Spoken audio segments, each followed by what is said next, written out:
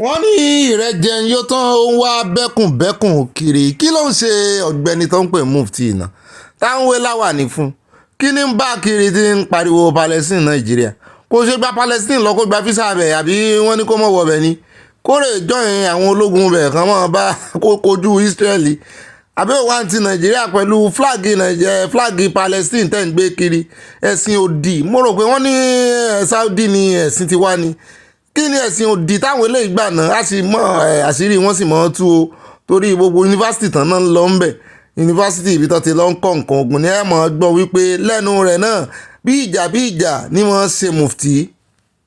àwọn ọmọ Nàìjíríà tí yà ń jẹ wọn jáde báyìí ṣe ìwọ́de ó ń jáde ó lóun ọmọ ìyá Israeli ọmọ ìyá àwọn ẹ rí wípé ó yẹ kí wọ́n rìsẹ́ẹ̀tì ọ̀pọ̀lọpọ̀ àwọn ará bíi ó yẹ kán rìsẹ́ẹ̀tì ọpọlọ wọn ṣùgbọ́n ààyè ló gbà wọ́n náà o Nàìjíríà ló fààyè gbà wọ́n torí lọ́jọ́ sí tí àwọn kan kó fúláàgì Russia jáde ó ní tán fi wọ́n sì wà látìmọ́lé báyìí tán tì wọ́n mọ́lé ṣé kò yẹ kán kó àwọn eléyìí náà.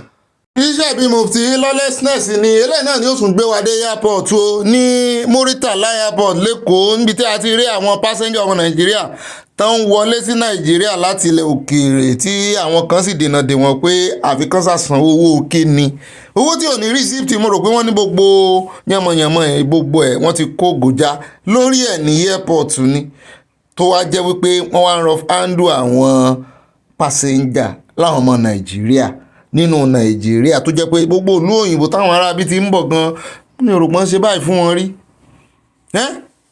torí 5,000 tán ní kán mú wá lórí ẹrù kọ̀ọ̀kan owó kíni.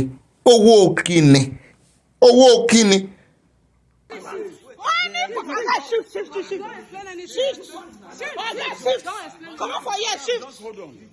Come on for radio. Hold on. Istanbul, cheese lover, Verydarkman, Nigeria. Look at what I do to us in the airport. Monitala Mohammed airport. Look at what they are doing to us in Monitala Mohammed airport. We will come back as a passenger. They will say we pay the 5,000 naira per bag. We are passengers, so we are passengers. They say we pay the 5,000 naira per bag. Are you smuggling? I'm not smuggling. So why are you struggling with it? I'm expecting money from us. Are you Look at this smuggling? man doing us. They are all men of the same feathers. It will get to the right authorities. Easter blog, cheese lover, gossip mill, Verydarkman. Look at what they're doing to us. Monitala Mohammed airport, Nigeria. Look at what they're doing to us. Extorting money from us. Look at the face of the man beating me. Look at the face of the man beating me. Look at the face of the dark beating me. No worry. Odi. Where's Odi? Look at them. We are not paying 1 naira. Say no to extortion. Say no to extortion. Say no to extortion. We are not paying 1 naira. We book our flights. We come back. We are a passenger. We are a passenger. We are a passenger. We are passengers. We are not paying 1 naira. ó ti ẹ̀dá ibi tó ti ṣẹlẹ̀ àwọn tó rí wọn pé at least nínú àwọn méjèèjì bá àti ẹ̀ mọ minister of aviation rí àmọ́ minister of interior honourable Túnjí Olúmọ̀yé mọ̀ pé ẹ̀ lè rí fọ́nrán yìí kẹ́ ẹ mọ̀ wòran ẹ jọ̀ọ́ ẹ bá wa wá nǹkan ṣe sí i mú wọn pẹ́ wà lórí ìkànnì yìí o bẹ́ẹ̀ ṣe ń wò wá lórí Facebook náà lẹ́ ń wò wá lórí YouTube ẹ bá wa ṣèwádìí ní wàràǹṣẹ̀ṣà gbogbo àwọn tẹ̀ ń wojú wọn yìí ṣẹ́yìn lẹ rán wọn ń ṣe bẹ́ẹ̀ náà ni minister of aviation ìyẹn Mr. Sanu ni wọ́n Keyamo ẹ jọ̀ọ́ gbogbo extortion tẹ́ni kò ní símọ́ ní mọ́ Muritala Mohammed ẹ bá wa wá nǹkan ṣe sí o ẹ ti kó wọn ńlẹ̀ ẹ ti ní kò ní ìdìkan mọ́ chẹ́ẹ̀kì ẹrù ẹ ti ṣe scanning machine wọ́n yìí fọwọ́ ṣẹ́ẹ̀kì ẹrù ní kínní ẹ wá ní ṣé wọ́n smuggle ni. bẹ́ẹ̀ làwọn ọmọ iná sì ń pariwo pé 5,000 náà nìkan mú wá lórí ọ̀rọ̀ ẹrù ságídí náà fi ń ṣe gbogbo kínní ni lẹ́nu bodè owó sáálẹ̀ mọ̀ bí aláfiṣe bẹ́ẹ̀yàn bá máa struggle gan bó bá ti sanwó fún yín báyìí ó ti gbé smuggle ẹ̀ kọjá nìyẹn ẹ jọ̀ọ́ ẹ bá wa wá fífi ìdí kókò lórí ọ̀rọ̀ yìí kán yé embarrass àwọn ọmọ Nàìjíríà mọ́ àwọn aráàta ń wò wọ́n o. Direct from the White House, we went to church. Trump sent food to all churches, and this is what I got. Today, church. Behold, my name is Uwomena Aboroba, me and my wife who went to church. I went to church, and Donald Trump think I'm going to vote for him. mi ò kọ́kọ́ fẹ́ lo fọ́nrán yìí lórí ìròyìn ṣùgbọ́n máa lò ń torí àwọn aláìnígbàgbọ́ alórú ẹ̀ kan náà òyìnbó ló tiẹ̀ ṣe yẹn ó lóun rí tán fi $100 kọ́ni nínú envelope pé wọ́n sì wá deliver ẹ̀ pé látọ̀dọ̀ Donald Trump ṣùgbọ́n àwọn kan tán náà wà lamẹ́ríkà lára wa ń bì náà ni mo mọ̀ pé kò yé wọn ni ṣùgbọ́n yóò yé wọn kó mọ̀ bá àpẹ́jù látúnṣe mú eléyìí wá ọmọ Yorùbá lélẹ́yìí báyìí o wọ́n ní ṣọ́ọ̀ṣì náà ni wọ́n ti gbélé ìfáwọn o tó sì kọ lẹ́tà lé lórí irú lẹ́tà tí ọ̀gbẹ́ni òyìnbó yẹn náà fi hàn wá lọ́jọ́ sí rè pé rí látọ̀dọ̀ Donald Trump èmi ò tí ẹ̀ mọ̀ pé tó ti ń ṣe wá kọ́mọ̀ ẹ̀pẹ́ mi APC abẹ́mi PDP ó ti wọnú Donald Trump náà lamẹ́ríkà ó ṣe ti rí báyìí àtúnmú wá fún yín èèbò tẹ́ ẹ gbọ́ lẹ́nu rẹ̀ ẹ̀ rí pé bo Nàìjíríà ni orúkọ rẹ̀ náà sì rí orúkọ Nàìjíríà ní eléyìí tí ẹ̀ pọ̀ díẹ̀ káyọ̀ lè fi wé ti Nàìjíríà níbi tó ti ń pín búrẹ́dì kan fún gbogbo àwọn èèyàn tó ń fún wọn lọ́rùn wọ́n tún fi 500 oṣù tí ẹ̀ tún 500 palliative lélẹ́yìí tẹ́ ẹ rí báyìí o ṣe é dìbò fún àbí Kamala ó rẹ jẹ́ kó mẹ́wọ̀n ẹjẹ́ agbọ́rọ̀ lẹ́nu ìkan lára àwọn òṣìṣẹ́ agbẹnusọ agbẹnusọ kọ́ o lára àwọn abẹnugan la fẹ́ sọ tí ń ṣiṣẹ́ pẹ̀lú ààrẹ Tinubu Mr. Gbajabiamila àwọn gangan ni chief of staff fún ààrẹ Tinubu wọ́n ní mẹ́sẹ̀gì fún yín. The one thing we know about Mr. President is his love for the masses. So when anybody tells you that why this policy, people are hungry, Mr. President sees it all. He is pained. We will continue to advise him. We will continue to talk to him. We will continue to put heads together. Governance is about everybody. Ó dá o àlérí jù báyìí lọ nínú abala ìròyìn lérèfé bí láfẹnu ọkọ̀ ogun lẹ́sìn tá a fi bọ́ọ̀dì sọ́dọ̀ ọ̀gá mi Ọ̀gbẹ́ni Bobby kan fún wa ní ìròyìn fún tàṣálẹ́ ìlẹ́kùnrẹ́rẹ́ ẹ má bá ń ká lọ o.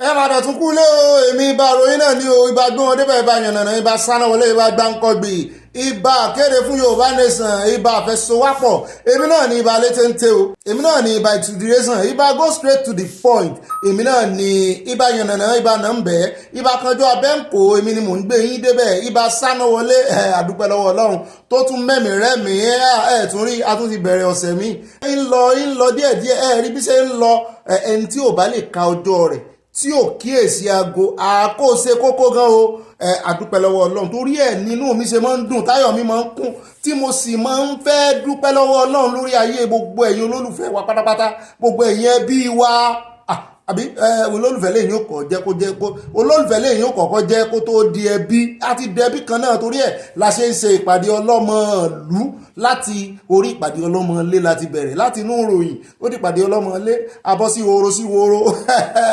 abẹ́ẹ̀rí nǹkan láti àdúgbò sádùúgbò àwa kúkú mu ní onítown hall ló bá di ìpàdé ọlọ́mọlú mo tún yín káàbọ̀ lẹ́ẹ̀kan sí o sínú ìpàdé tòní lónìí ọjọ́ keje nínú oṣù kẹwàá ọdún 2024 àdúpẹ́ lọ́wọ́ Ọlọ́run abẹ́ẹ̀rí ọjọ́ wo la mọ́ǹdì 1 kẹ̀rẹ̀kẹ̀rẹ̀ tí ń lọnu Ọlọ́run wà ní jẹ́ kí ohun rere kó bọ́mọ wà lọ́wọ́ o láṣẹ Ọlọ́run Èdùmàrè bí ọlọ́jọ́ ṣe ń kájọ́ ní ẹ̀dá náà ó mọ̀ fura ajá mọ̀ fìfura sí o torí Yorùbá náà ló ní ìfura lóògùn àgbà mo kí n tẹ̀sán mo kí n tológun ṣe gbádùn ròyìn àná ṣé mo gbé yín débẹ̀ ó dà èmi náà dúpẹ́ lọ́wọ́ yín tẹ́ ẹ wá àkó àbí nǹkan kò sáàkó iná lẹ̀ ń wá àkó fún wa ẹ ṣé o àwa nídènà pẹnu lẹ́ni ìròyìn táàmù wá lẹ́ni kókó nú ìròyìn tòní ò pọ̀ rárá ṣùgbọ́n ọ̀rọ̀ pọ̀ ńbẹ̀ nǹkan kí ẹsẹ̀ ràgó ó ní ẹ̀ẹ́mọ̀túnmọ̀ n tó kì í sẹ́sẹ̀ ràgó wọn gbé yín débẹ̀ lórí ọ̀rọ̀ ti Wike torí iṣẹ́ rí n tó ṣẹlẹ̀ ní Rivers yẹn kò yí ọ̀pọ̀lọpọ̀ lè mọ̀ wò pé Rivers ní ìṣẹ̀lẹ̀ Yorùbá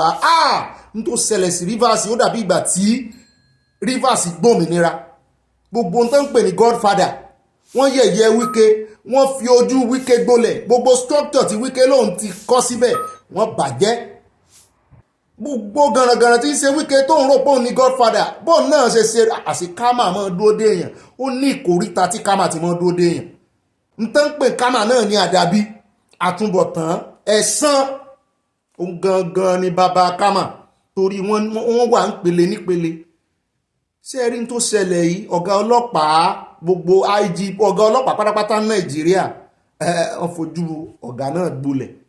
Ààrẹ Tinubu náà tán rò pé bóyá Wike ni ó deliver Rivers fáwọn 2027 wọ́n fojú ẹ̀ gbolẹ̀.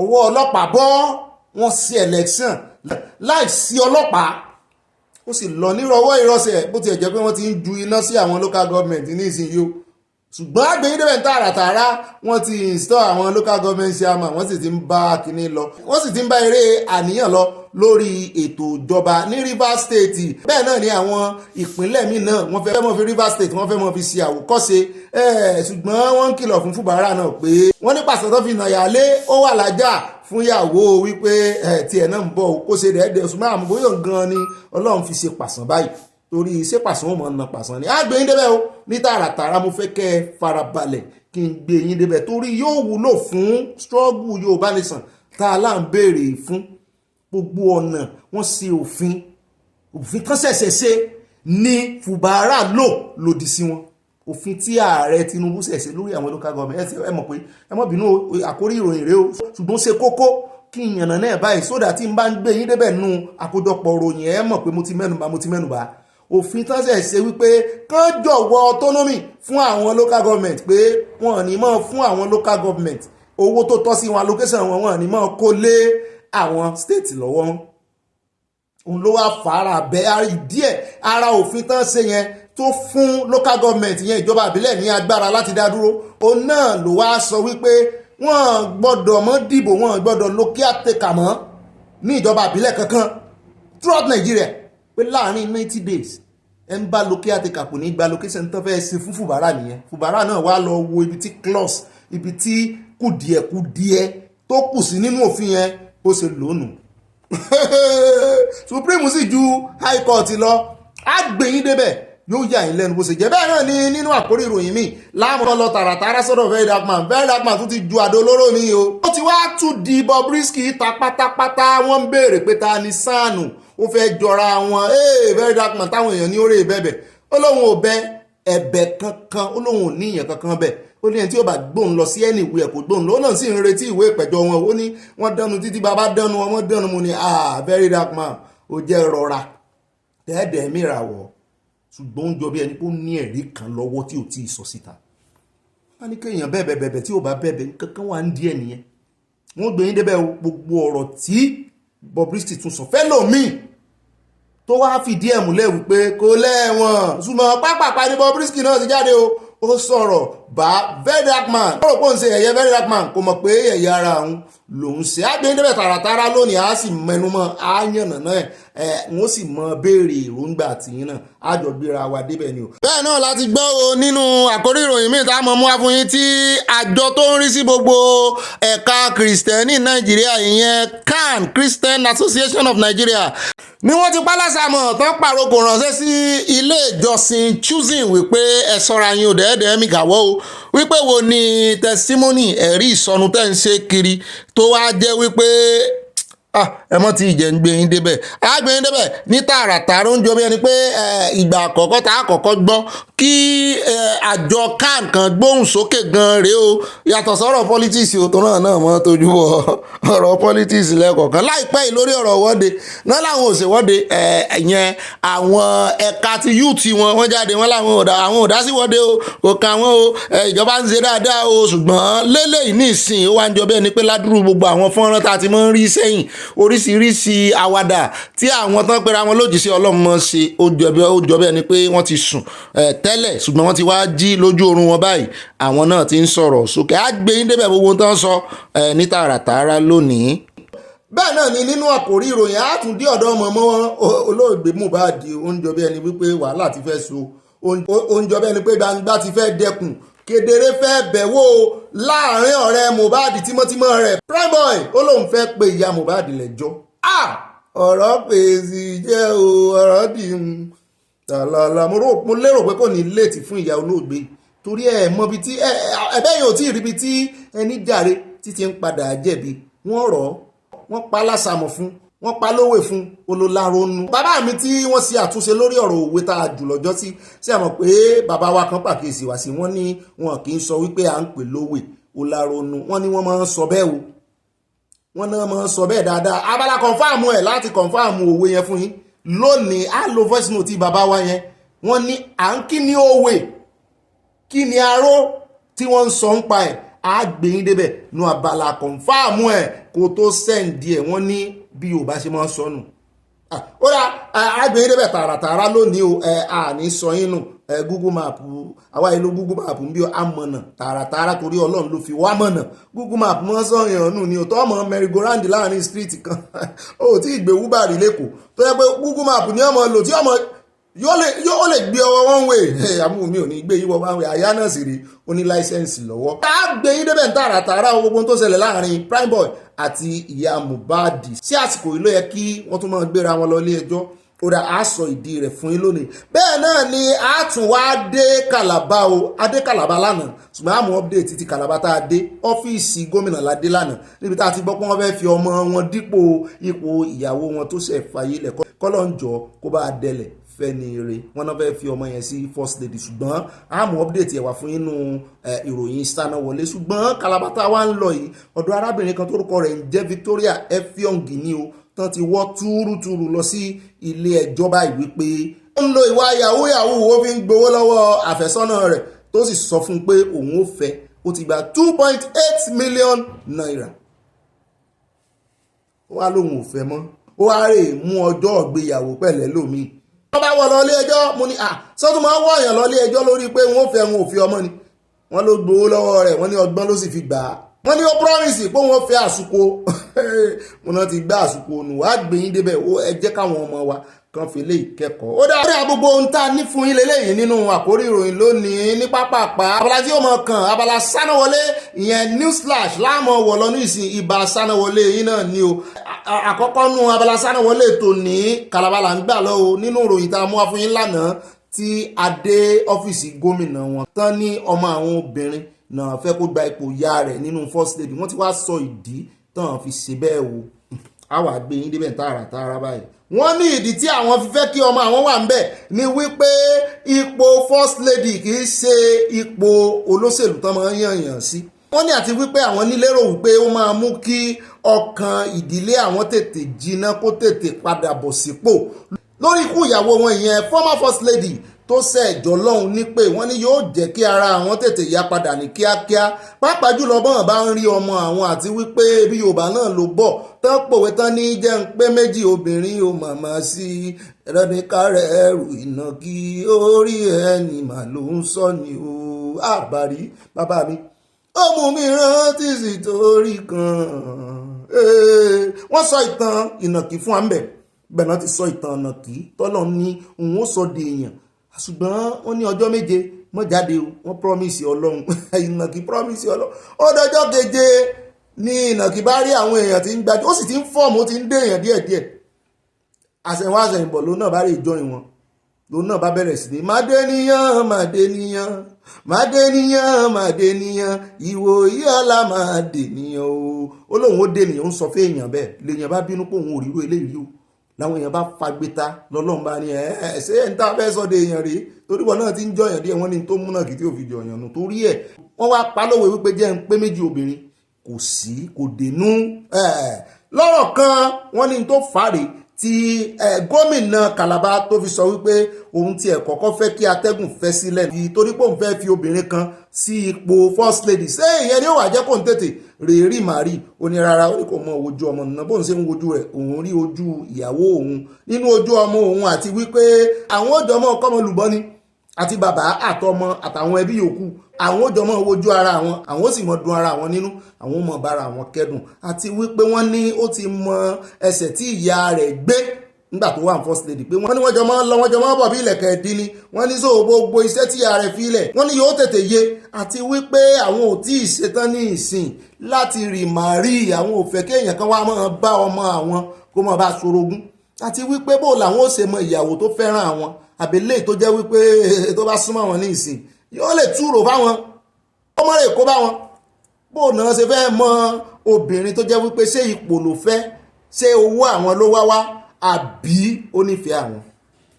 Wọ́n ní ìdílé wọ́n ló yájú láti fẹ́ ẹlòmíì wọ́n ní lóòótọ́ obìnrin ìyàwó gómìnà ló yẹ kó wà nípò náà ṣùgbọ́n nígbà tọ́lọ́run sì ti ṣetán bímọ obìnrin wọ́n nítorí ẹ̀ ni wọ́n ní kì í sì ṣe ipò olóṣèlú téèyàn máa dìbò sí wípé lọ́rọ̀ kan pé ẹjọ́ ẹ jẹ́ kí ogún mi àwọn sì ń gírífù ìyàwó àwọn lọ́wọ́ pé ẹ fi àwọn àti fámílì kí àwọn lẹ̀ ó dá.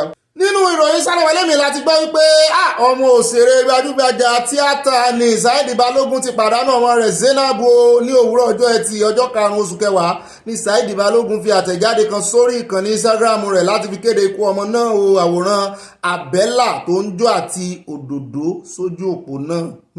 Bákan náà ló fi àwọn àwòrán sábẹ́ rẹ̀ láti ṣàfihàn pé ọkàn òun gbọgbẹ́ lábẹ́ àwòrán náà ní àwọn akẹgbẹ́ rẹ̀ bíi Allwell Adémọ́lá Musáàrí tí Allwell náà gbé àwọn kinní yẹn sórí Facebook ẹ̀ Adéníyì Johnson Kúnlé Afọ́d Wùmí Ajíbóyè Fúnkẹ́ ti Wòlíì Àgbà àti bẹ́ẹ̀ bẹ́ẹ̀ lọ tí wọ́n ní kó mọ́kànlé ọ̀pọ̀ wọn ló gbàdúrà pé kí Ọlọ́run tí ọmọ náà sáfẹ́fẹ́ rere wọ̀ àti pé kó fún bàbá rẹ̀ ní ọkàn láti gba àdánù náà mọ́ra àwọn òṣèré bíi Fathia Williams tó ti fìgbà kan jẹ́ ìyàwó Saheed Balogun.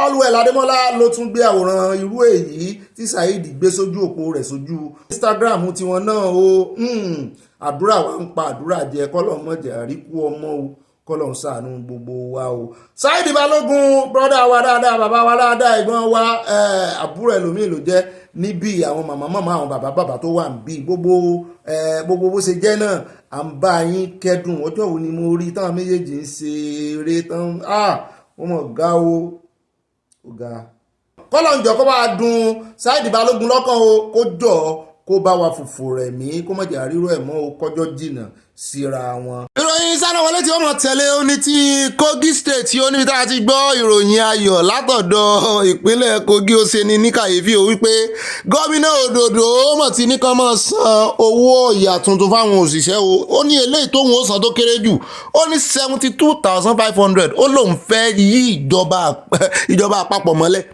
ó ní òun ò sì ní dájọ́ sí ó ní látòní tóun ti sọ iná nìkan bẹ̀rẹ̀ sí ní san ṣùgbọ́n ó ṣe ní láàánú pé èní kì í ṣe ìparí oṣù ó dó ìparí oṣù yìí kí àwọn èèyàn tó lè mọ gbà ó wá ń jọ bí ẹni wípé ó ta àwọn akẹgbẹ́ rẹ̀ yọ ní gbogbo ìpínlẹ̀ gómìnà Òdòdó rèé ojú rẹ̀ náà lẹ́hìn ó sì ti sọ ó ní kì í ṣe ọ̀rọ̀ ẹgbẹ́ òṣèlú làwọn wá fi lè ṣe ó nítorí àwọn òṣìṣẹ́ àwọn ní Kogi ni ó sì sọ ó ní àwọn yọ táàsì lórí owó oṣù wọn tẹ́lẹ̀ ó ní owó oṣù tuntun táwọn fẹ́ mọ̀ sàn yìí ó ní kọ́ mọ̀ yọ táàsì mẹ́wọ̀n ní spirit wo ló wọnú Òdòdó kọ́lọ̀ ń ṣàánú wa kọ́lọ̀ ń jẹ́ kí àwọn gómìnà yòókù náà ká wò bóyá orí wọn ó pè é àwọn náà ó mọ̀ ṣẹ̀tọ́ lọ́rọ̀ kan ó ti ní káwọn èèyàn má wulẹ̀ yin òun pé òun ṣe responsibility òun gẹ́gẹ́ bí gómìnà ní ó ní káwọn òṣìṣẹ́ ìjọba ẹ̀yẹn Kogi chapter ó ní kọ́mọ jẹmùlá ló ń tiyan ó ní kọ́mọ wọ̀rí ó ní kọ́mọ gbafẹ́ kọ́mọ bùjẹ́ bùdànù lọ́wọ́dà wọ́n ti ń dúpẹ́ lọ́wọ́ Òdòdó náà Òdòdó tá à ń wò yìí ó náà ní ń lo immunity rẹ̀ tí ò tí ì jẹ́ kán rí yàyà mú bóyá yóò wá ronú pìwàdà yóò ti yàyà sílé ẹjọ́ yóò jẹ́ kí yàyà kórè ìjẹ́jọ́. eléyìí táwọn àwọn fi kásẹ̀ abala Sárewọlé lẹ̀ ó ní ti arákùnrin kan tá a gbọ́ pé ó ti gún ìyàwó rẹ̀ tó ṣẹ̀ṣẹ̀ fẹ́ pa ìyàwó dùn lọ́sìngín ó sì gún pa ó tún dáná sun ilé mọ́ lórí lẹ́kọ̀ọ́ kí ló dé tẹ́ mọ́ ṣe báyìí.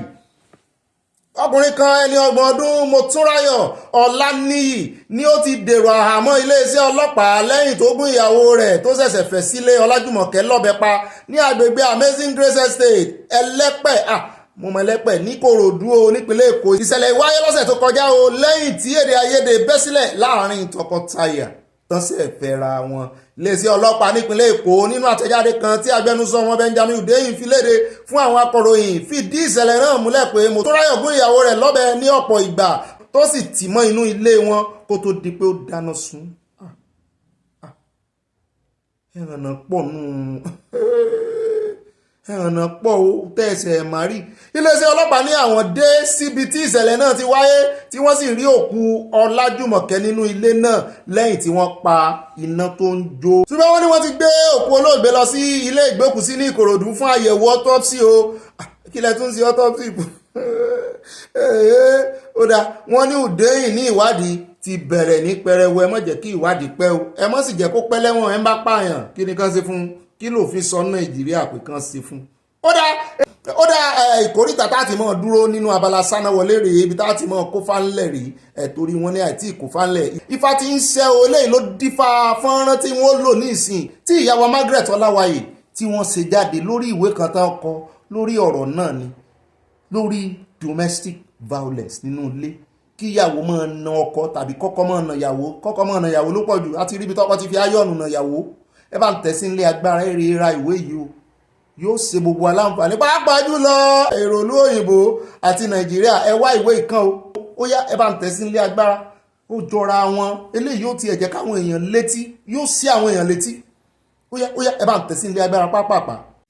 pékélé ìjàgùdù láàrin ọkọ àti ìyàwó gbọ́dọ̀ dún ìgbàgbé ó tó gẹ́ ẹjẹ́ tètè tọ́ kó má bàa dẹran nídìí láàrin lọ́kọ-láya ó burú jẹ́ pé ọkọ lu ìyàwó ẹ̀ bẹ́ẹ̀ ń lu bàrà tàbí kíyàwó fọmọ odó tàbí kò kọbẹ̀ mọ́kọ lórí ó bá rí bẹ́ẹ̀ ọpẹ́ ni fún Reverend Mrs. Margaret Ọláwáyé ní Fátúrọ́tì lọ́nà ọba mi lò láti kọ̀wé kan àrà ọ̀tọ̀ tí yóò fòpin sí rògbòdìyàn nínú ìdílé enough is enough on domestic violence lórúkọ ìwé náà gbogbo ẹ̀yin tọkọtaya nídìílé aláyọ̀ àtẹ̀yìn tẹ́ fẹ́ lọ́kọ fẹ́yàwó ẹ tètè máa béèrè fún kọ́pì tiyín ní The Booksellers Limited Ìbàdàn àtìlú Àbújá tẹlifóònù wọn ni 08033229113 àti 08078496332. ẹ̀dà fún àlàyé lẹ́kùnrẹ́rẹ́ ẹ kàn sí www.widowsadvocate.org bó sì jẹ́ bookbookstore.com. enough is enough on domestic violence látọwọ́ Reverend Mrs. Margaret Ọláwáyé ẹ máa rà á o.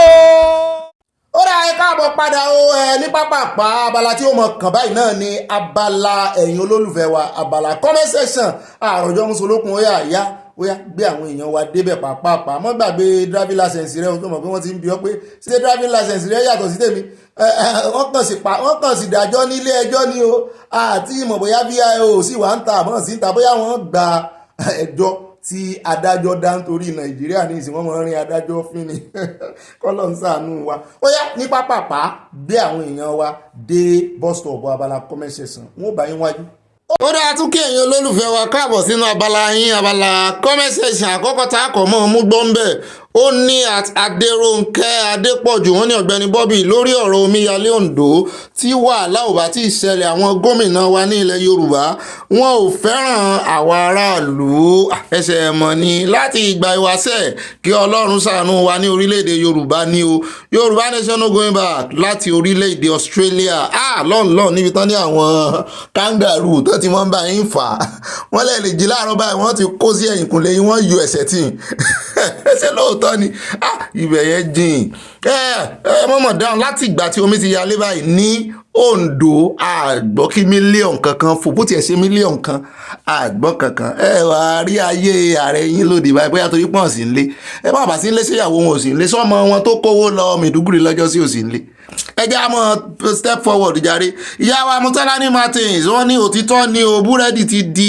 àjítànáwó mo ti mọ̀ pé máa rẹ́rìn sọ̀rọ̀ wọn olówó ló ń jẹ búgan o búrẹ́dì báyìí o gàárì mímu ti kọjá à ń fi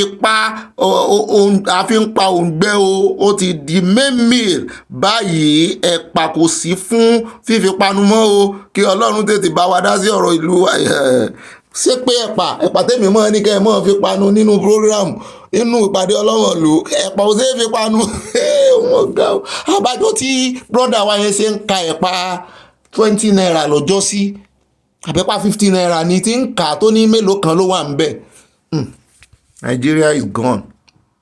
bẹ́ẹ̀ náà ni Agnes Akande wọ́n ní àbàrí tẹ́pọ̀ tí yọ bí ọ̀lẹ̀ pé tán ṣùgbọ́n wọ́n fi mọ́ínmọ́ín sí ọ̀lẹ̀ làwa máa ń pe ọ̀lẹ̀lẹ̀ mọ́ínmọ́ín lẹ́yìn fi sí àbàrí tẹ́pọ̀ tí yọ ní mọ́ínmọ́ín alágbàdo ló ń jẹ́ bẹ́ẹ̀ ẹ máa yáṣẹ́ o àkórí oko délé o àmì àṣẹ tèdùmarè ẹ kórí òkú délé mo sọ èmi náà wá kóyín pọ̀ mọ́ mo ní àjọ kórí òkú délé ni láṣẹ Ọlọ́run Èdùmàrè àbárí tẹ́pọ̀ tí yọ bí ọ̀lẹ̀ wọ́n sì mọ́ ta fún wa náà nu ó ga oúnjẹ tí ó ti go into extinction Nàìjíríà. eléyìí tí ó máa tẹ̀lé àti Mabel Akínbọ̀bọ̀ láwọn ní Ọ̀gbẹ́ni Bobby àti àyà ikú iṣẹ́ Olúwa máa jà fún yín o àmì ò wọ́n ní múmínì yẹn ọmọ MKO Abíọ́lá tó ń complain pé wọn fáwọn lógún ẹ̀mẹ́ta náà pé o wọ́n ní work for your own wealth Kola didn't want to expose his father. I will advise Mumini to allow God and peace. For example, when my wọ́n nígbà tó kọ àwọn kú mo fẹ́ sọ léèbó wọ́n ní ọlọ́run bá wọn sọ̀rọ̀ pé káwọn lọ ka Jeremiah 49 ṣùgbọ́n Abdulmumini kì í ṣe kristẹni ẹ bá ń wá fàásì fún nínú Kùránì wọ́n ní verse 1 and 2 wọ́n ní ó sọ wípé tí ń táwọn lọ kà yẹn ni ó ṣẹlẹ̀ nípa ogún tí ọkọ àwọn fìlẹ̀ ó ń jọ bí ẹni pé wọ́n ń bá wọn fa ogún ńgbà náà ni wọ́n ní I didn't bother myself to attend the meeting for the property because God said he will fight for me. Truly God fought for me and my children. God said gold is mine and silver is mine. God's decision to bless can also make up his mind to bless you. Wọ́n sàn ní kí Mumini wọ́n fi Abdu sí ẹ̀mí bá wọn fi kún torí àpèjá rẹ̀ nù. Abdulmumini wọ́n ní olè wá sẹ́kúnṣẹ́ ṣùgbọ́n ìyá wa èmi lérò wípé kì í sọ̀rọ̀ ṣẹ́ lélẹ̀ Abdulmumini kàwé o ẹ sì rí pé òun rẹ̀ jọ ti bàbá rẹ̀ ó ń jọ bẹ́ẹ̀ ni pé òun náà fẹ́ ṣe politics ni àti ìmọ̀ kò tí ì declare ṣùgbọ́n ṣé yíyàn jẹ́ ń kọ́ wọ́n bá yàn jẹ́ sí kéèyàn máa wò ni ìgbà tó sì yẹ pé bíbélì ẹlẹ́yìn lò ẹ bá ń wá fásì kan fún inú Kùránì ẹ̀yìn àfa ńlá ká Abdulmumini kórè mọ́ kà kí ọkàn Kọ́lá lè yọ sí kan fún ní tó tọ́ sí ìyá rẹ̀. ẹni tí ó mọ̀ tẹ̀lé báyìí ni àti Títílọlá díẹ̀ kọ́ wọ́n ní ẹkú iṣẹ́ ọpọlọ Ọ̀gbẹ́ni Bobby ibà pàrònú rẹ̀ ìròyìn yín pẹ̀lú ẹ̀fẹ̀ àti ẹwà èdè Yorùbá kò láfiwé o Ọlọ́run ni o Ojúmọ́ Ire ni yóò mọ́ wa láṣẹ Ìdùmarè Yorùbá nation àjọṣe wa níbẹ̀ ni going forward love you bunch. eléyìí tí ó mọ̀ tẹ̀lé báyìí ni at Sembanjo ṣe sẹ́nẹ́tọ̀ ní Banjo múlà yẹn jọ orúkọ àwọn Germany wọ́n ní ibà sọ òtítọ́ ọ̀rọ̀ mo gbádùn ìròyìn yín Ọlọ́run á máa ju yín ṣe ìwọ pẹ̀lú àyà àmì bà mí o ẹ ṣé o ṣe sẹ́nẹ́tọ̀ ní gbogbo owó wa tó wà lọ́wọ́ yín kan. àti ẹ̀mí ìgè wọ́n ní abẹ́ẹ̀rí nǹkan tí àwọn òyìnbó fi ẹ̀mí inú wọn ṣe wọ́n ní mọ́tò ń wa ara rẹ̀ this is amazing o Yorùbá nation now ẹ̀yin ènìyàn mi ẹ jẹ́ kí àwa náà fi ẹ̀mí inú wa ṣe ohun rere o ọ̀rọ̀ ńlá kí ẹ yé fi ṣe búburú mọ́ kí a fi agbára ìbílẹ̀ wa ṣe ohun rere ẹ ṣe ìyàwó ẹ bá ń sọ fún wọn o ẹ bá ń sọ fún wọn o ẹ bá ń sọ fún wọn o ká náà kó o wá kí àwa náà lò lọ́nà tó dára imagine a motor driving itself èmi inú àwọn òyìnbó máa dára o bẹ́ẹ̀ ni o àbí bẹ́ẹ̀ rí ní tó fi ṣe àmọ́ ń táwọn fi ti á ṣe o àfi kásàmọ́ fi dún kòkò máwọn èèyàn mo rí àfáà kan lọ́jọ́ sí wọn ó bá tèèyàn kan jẹ́ agbára tí ò ní òun ó fi bá àfihàn náà lẹ́mọ̀. ìyá wa at Adéwùmíláwà wọ́n ní Abiola was asked by Simbi not to contest èmi ò sí bẹ́ẹ̀ o àwọn náà sọ bẹ́ẹ̀ o allegedly ni o wọ́n ní but Kudirat but mo mọ̀ pé wọ́n kán tó lè kọ́ síta ó yé wọn yékéyéké òótọ́ ọ̀rọ̀ náà sì ń sọ wọ́n ní but gbogbo àwọn tó ń sọ̀rọ̀ wọn náà ti wá kú báyìí kò sẹ́jọ́ ń bẹ̀ ẹ̀jẹ̀ aṣọ wọ́n ti lẹ́nu tó bá ti kú a lè mọ́ lo allegedly fún ṣùgbọ́n ọmọ rẹ̀ bá rí ìfà kéèsì àwọn ọmọ tí ò tí owó ogun náà sì ń já sí. Abiola was asked by Simbi not to contest but Kudirat made Abiola to go into politics again. She wants to be first lady. Ogbeni Bobby, there's problem and much ìkórìíra in that family before Abiola pai. Àwọn tó súnmọ́ Abiola rèé o wọ́n mọ̀ wọ́n dáadáa àbí èèyàn náà ní àárín èèyàn náà ń gbé kó tó di pé wọ́n dolóògbé ẹ jẹ́ a máa fi tiwọn ká máa fi kọ́ ká máa fi gba lẹ́sìnì lọ́dọ̀ kú o wọn ò dógún ó dọ́gbọ̀n olówó ìgbà náà bàbá wa kan tiẹ̀ sọ wọ́n ní kí n yá wọ́n ní mo ṣe mistake pẹ̀lú mílíọ̀nìyà tí mo pè wọ́n ní multi-mílíọ̀nìyà láyé ìsìn bílíọ̀nìyà l'Abiola ṣùgbọ́n láyé ọ̀hún tán wà ní ìsìn ṣé wọ́n ń ka bílíọ̀nìyà ń bẹ́ẹ̀ ẹ bá ń dáhùn sínú comment section sàn ka bílíọ̀nìyà lọ́rùn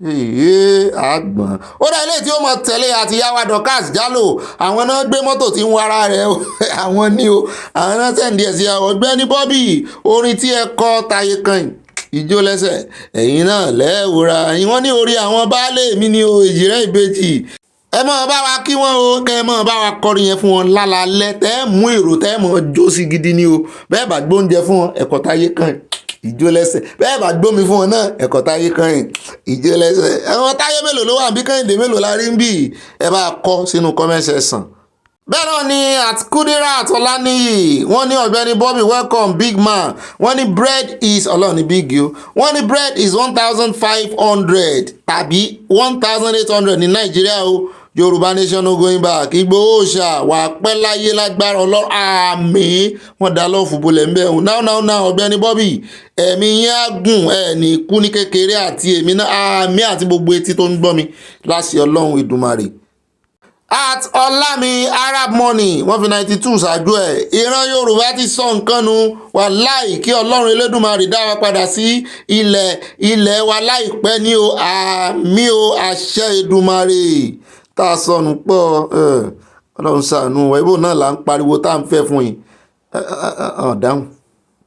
Àti yàwá Ṣọlá Òdùmọ́sù àti ìṣe Ṣọlá sódì mo mọ̀ ń pè látàárọ̀ Ṣọlá Òdùmọ́sù ní o ẹjọ́ owó eléyìí tí mo ti gbèsè yín o ẹ dáríjì mi wọ́n ní fáàtì ẹgbẹ́ wa débẹ̀ gan ni one of my uncle called me to thank me for sending the program to him he said he enjoyed it gan ni o ó dàárọ̀ ìpàdé wa tún di ọ̀la tí wàá dòní mọ́ wa lọ́wọ́ lágbára Olúwa love always ẹ ṣeun ẹ mọ̀ fi love you always gbogbo wa ni ó wà sí gbogbo wa náà ni tí ì ṣe mi àtàyà torí mi àtàyà máa ń jà lórí love yìí o yóò lóun ni èmi náà lé mi ni wọ́n lóun ni èmi náà love kì í ṣe wà ṣe God bless you ìfẹ́ wa ò ní dìbànújẹ́ o.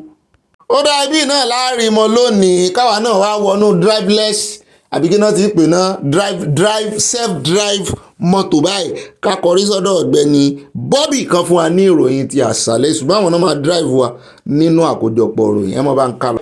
ó dá o abala confam mú ẹ kó tó sẹ́ndì ẹ̀ ló kàn báyìí o nítorí òwe tó ń jà rìnrìn yìí òwe tí mo pa lọ́jọ́ sí tán ní kò correct wọ́n ní mo gbé lugi pé à ń pè lówe ó ń láronú ẹjẹ́ àgbọn tí bàbá wa fi ránṣẹ́ sí mi wọ́n ṣàlàyé ìdílẹ̀dílẹ̀ á fi lé ìkẹ́kọ̀ọ́ gẹ́gẹ́ bí ọmọ Yorùbá àtàtà ẹ bá ń sàṣìlẹ̀ agbára. Ọ̀gbẹ́ni Bobby kúṣẹ́ o à ń gbádùn rẹ o Olúwa wà pẹ̀lú rẹ o ọ̀rọ̀ tí òwe yẹn ọ̀rọ̀ gidi ni ó sì pín sí méjì bẹ́ẹ̀ bá ti fẹ́ lò ó ni à ń pè é lówè ọlárónú ewé ni òwe ewé sì ni ìjòkùn ni ewé tí wọ́n fi ń dáró bí ẹ bá pe méjèèjì mọ́ra wọn pé à ń pè ní òwe ọlárónú Yorùbá máa sọ bẹ́ẹ̀ ni wọ́n bá ń sọ nípa ewé yẹn àwọn kan ló máa ń sábà sọ jù wípé òwe ní náà rárá o òwe kọ́ leléyìí eléyìí tí ń jọ ẹ̀lú lọ igi ẹ̀ ló sì tóbi ju ewé òwe lọ ọ̀kan nù iṣẹ́ tí wọ́n bá ní láti ṣe àjùmọ̀ṣe iṣẹ́ tí wọ́n bá pé abẹnilọ́wẹ̀ o ọ̀wẹ̀ èèyàn púpọ̀ èèyàn tí wọ́n máa pè ní ọ̀wẹ̀ tí wọ́n máa bẹ̀ lọ́wẹ̀ wọ́n máa ń kéré wọn kì í pọ̀ jù ṣùgbọ́n àwọn tó ń jẹ́ ọ̀wẹ̀ yẹn tí wọ́n bá wá rí wípé èèyàn mà ti pọ̀ ju iṣẹ́ yìí gan ti pọ̀ ju iṣẹ́ tá a bẹ̀wẹ̀ ṣe lọ ni wọ́n fi pé a máa pe kínní yìí lọ́wẹ̀ ọ mà láàárọ̀ nínú bí ìdí nìyẹn kì í ṣe àṣìpa òwe ṣùgbọ́n ó pín sí méjì nítorí náà béèyàn bá ti fẹ́ lò ní Olúwa wà pẹ̀lú rẹ o ò káre. ó dá òun náà lè ti gbọ́ yẹn o adúpẹ́ lọ́wọ́ yín o bàbá wa dáadáa ìbáṣe mọ́ gbéra wa débẹ̀ rèé bá a bá gbé lugi bá tún réèyàn ràn wá lọ́wọ́ tó tún dá wa padà sójú ìlà á tún padà sí ojú ewé tá a ti gbà á adúpẹ́ lọ́wọ́ Ọlọ́run ó dá nísàn báyìí wọ́n wà á mọ́ gbé yín wọnú àkójọpọ̀ ìròyìn inú agbami ìròyìn ọ̀rọ̀ pọ̀ ní òwe kọ́bọ̀ lónìí o ẹ wá nǹkan fìdílé ẹ jókòó déédéé ẹ wá nǹkan tẹ́ mọ́ fi rẹ̀ ń gbẹ ẹ wá nǹkan panu sí i kẹ́ ẹ wá mọ́ fi sọ̀rọ̀ àjìjà kémi wá bọ́ sójú iṣẹ́ kí n mọ́ gbé yín débẹ̀ o ó dá ẹ bá ń pín bọ́wọ́ bá dilẹ̀ bá àǹfààní ẹ̀ bá yọ ní o kì í ṣe ní tipátìkúùkù òṣùmọ́ mo mọ̀ wípé nípa ìfẹ́ olùgbàlà kì yóò sí nǹkan ẹ bá ń pín mo mọ̀ yín dáadáa àdúpẹ́ lọ́wọ́ Ọlọ́run fún ìfẹ́ tẹ́ fi hàn sí wa tó Ọlọ́run fìfẹ́ sáàrin wa ibà gbé wọn débẹ̀ ibà ìfẹsowápọ̀ ibà yànnàná ibà kanjọ́ abẹ́ǹkó ibà rìn gínìgínní ibà tíkùmí àìtíkùyù ibà létéńté èmi náà ni ibà gbé wọn débẹ̀ mo máa gbé yín dé bus stop wọn ò tún gbé yín débẹ̀ báyìí àkọ́kọ́ tá a kọ́ mẹ́nu mọ́ lónìí ó ní ti ọ̀rọ̀ Verydarkman nítorí wípé gbogbo ayé ní bẹ̀rù fún Verydarkman pé Verydarkman lọ bẹ̀bẹ̀ Verydarkman tí ẹ̀ kọ́kọ́ bẹ bàbá Falana ṣùgbọ́n mi ò mọ ìdí tí Verydarkman náà fi ń ṣagídí o béèyàn tiẹ̀ lóòótọ́ lọ́wọ́ mọ̀jàmọ̀sá gẹ́gẹ́ bí bàbá wa MBJ ṣe sọ lóyún àná wọ́n ní mọ̀jàmọ̀sá là ń mọ akíkanjú lójú ogun ṣùgbọ́n ó ń jọ bí ẹni wípé akíkanjú tí ò bá mọ̀ sá tó jẹ́ pé ìjà nìkan ló mọ̀ irú wọn máa ń bógun lọ ní o ẹni tó bá mọ Verydarkman ẹ sọ fún wípé kó tiẹ̀ wá jẹ́ wípé sáànù tí bobrisky gan dárúkọ kó jẹ́ wípé ẹni tí bàbá wa tí Verydarkman dárúkọ gan ni kó tiẹ̀ jẹ́ káṣírí tú bí èèyàn ṣe máa ń wá justice nìyẹn kò ń ṣe wípé wà wá dúró ó mọ̀ pé ara ń kan bàbá náà tó bá lọ jẹ́ wípé kì bàbá ò gbowó ńkọ́ tó jẹ́ pé sáànù mí ni èèyàn yìí máa ṣáájú ẹlẹ́ẹ̀dẹ́pẹ̀ẹ́dẹ́ tó lọ́n bá fún ọ lórí ọ̀fẹ́ àti jàjà òmìnira tó sì fún ọ ní agídímọ̀ tó tún fún ọ ní ìgboyà mọ́ ìwọ náà ó mọ̀ fi ọpọlọ sí o Verydarkman àwọn èèyàn wà lẹ́yìn rẹ o mọ̀ wá fi só kékeré mọ́ fi bàdìjẹ́ o wọ́n ní ìgbẹ́ kínkín létí àwo ó dáa bó kò dín ọkù bó o bá ní kí bàbá mọ́ bínú o àbí ìwọ náà sì ti gbọ́ ní ìsìn gbogbo fídíò tá a máa fi hàn yín lónìí tí Verydarkman ṣe allegedly ló fi bẹ̀rẹ̀ pé allegedly bó sì máa ń ṣẹ́nu ibi tó ti mẹ́ẹ̀nù wọn náà ò sì lè expect bàbá Falana kan bọ́ ọ dá sí pé kan bọ́ ọmọ finá sí inú òòṣà bobrisky torí justice gbogbo àlà ń wá justice ṣùgbọ́n mọ́ ba ẹni ẹlẹ́ni lórúkọ jẹ́ nígbà tí gbogbo òdodo àfi tó bá yẹ pé o ní òdodo kan lọ́wọ́ níbi tí ẹ̀rí ti wà wípé toró ní ó sì kú ó kù níbọn ń ró níbi tẹ́ẹ̀rí ti wà tó ti rí wípé ó gbà á àbọ̀ ń fúnra wọn ní rìbá wọ́n kóra rẹ̀ sí yọ́yọ́ o ṣùgbọ́n èmi náà mọ̀ pé Verydarkman ní àwọn alágbára kan lẹ́yìn ó dára ní báyìí ẹ bá ń sá sílé agbára voice record tí Verydarkman play fún wa tó tún tú àṣírí níbi tí bobrisky ti ń bá ẹnìkejì sọ̀rọ̀ ó ń bẹ́ ẹnìkejì kì í ṣe alákọ̀ọ́kọ́ tó kọ́kọ́ play o kì í sì ṣe part B tó lò máa play fún wa lọ́jọ́ sí o part ìmí ìlélẹ́ ìgédégbé ó yàtọ̀ síra wọn eléyìí dádúró ni ẹ bá ń tẹ̀ sílé agbára ká gbọ́rọ̀ lẹ́nu Verydarkman àwa àmọ́ yànnà náà díẹ̀ àmọ́ stop ẹ o bó bá ti ń sọ tiẹ̀ báyìí torí èbó ló sọ àwa náà wọn fi sí àmọ́ fàjàsà sí láàrin àwa gbé débẹ̀ ń tààràtààrà ó yá pápápá ẹ bá ń sá sí ká mọ̀ gé lékèrè káwa mọ̀ sáyàn rẹ̀. So before I go on, everything in this video is allegedly. All right, so it's time to give you people another call recording of bobrisky when he was in detention. Now, this one has a lot of details. This one is well detailed. So now we'll see how everything play. You understand? Not the part 2 of the other one. This one is another one. Now, this one was recorded on the 16th of May, 2024. Now, the reason why I want to post this one now is because, to be honest, I was waiting for people that said they want to file a lawsuit to file the lawsuit. The ones where they say he made an innuendo, he did this one, do this one. In all honesty, yeah, I was waiting for that. But as nobody don't send the paper here, maybe they will send them tomorrow. Tomorrow is Monday. They will send them today. Today is Monday. You understand? But before they do it, let me post. Now, no law, when I know innuendo. My own will say the corruption that went down in that prison must be unveiled. And anybody that has a hand in it must be casted. You understand? For those that have reputation that their name is involved, it is easy. Just clear yourself of this thing and penalize whoever is spreading rumors with your name. If it is rumor, that is if no be true. You understand? So all those talk of this thing, you people don't scare me 1 second. I swear to God Almighty, I am not even scared. I look at the whole thing and I'm like, okay, let me see what they are trying to do. When they are done, we'll continue what we want to do. You understand? So truth is, if you want Nigeria to be better, you won't respect nobody. I swear to God, forget respect. Nigeria can't be better if we keep on doing all selected criticism. ó rà ayé èèyàn wọn náà lẹ́tí gbọ́ lẹ́nu Verydarkman yàrá fẹ́ ran bọ́ǹbù lọ́wọ́ báyìí o á wà á tẹ ohun bobrisky fúnra rẹ̀ sí. ẹ dákun ẹ tẹ́tí bẹ̀lẹ̀ jẹ́ ẹ bá ń fetí inú gbọ́ o. Hello? Hello, hi. Bob, how you doing? I'm okay. You know, are you out yet? I'm not out there. Oh my God. Okay, so quick one. I don't have enough time because I just had to. I can't really. I don't. But the reason why I'm even trying to talk to you about this is because obviously I've not been talking to anybody. I've not been. People have been sending me so much messages about not been responding because I don't want anybody to know I have my phone. Yeah. So I don't. ó náà lẹ́ ń gbọ́ lẹ́nu bobrisky ẹ mọ́ bá ń dé nǹkan kan alákọ̀ọ́kọ́ tá a kọ́ dé tá a fi pamọ́ sí apá àlàáfíà ká mọ́ fi jẹun ó ní òun ò fẹ́ kán mọ̀ pé òun mú fóònù òun dání nínú ẹ̀wọ̀n tó yẹ kó máa lo fóònù ẹ bá ń dé lálákọ̀ọ́kọ́. I want to talk to somebody that I know that I can trust. Yeah. Yeah. So obviously you knew what happened to me, right?